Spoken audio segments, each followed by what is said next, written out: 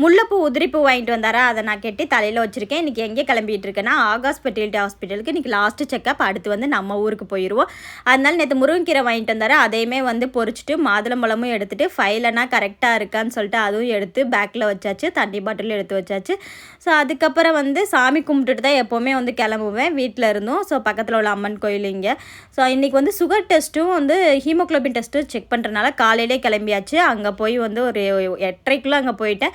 போய் அங்கேயும் போயிட்டு பிளட் டெஸ்ட்னால் கொடுத்துட்டு அதுக்கப்புறம் வந்து கேன்டீன்லேயே வந்து காலையிலே சாப்பிட்டாச்சு. என்னென்னா இட்லியும் வடம் தான் சாப்பிட்டேன். செக்கப்னால் நல்லபடியாக முடிஞ்சிச்சு. பேபி நார்மலாக இருக்காங்க, எல்லாமே நார்மலாக இருக்குதுன்னு சொல்லிட்டாங்க. அதுக்கப்புறம் வந்து மாத்திரை வாங்கிட்டு பக்கத்தில் வந்து கேன்டீன்லேயே வந்து மத்தியானமே சாப்பிட்டாச்சு. அங்கே போய் சாம்பார், அப்புறம் பீட்ரூட் பொரியல், முருங்கைக்கீரை வந்து கொண்டு வந்து அதையும் வச்சு சாப்பிட்டாச்சு.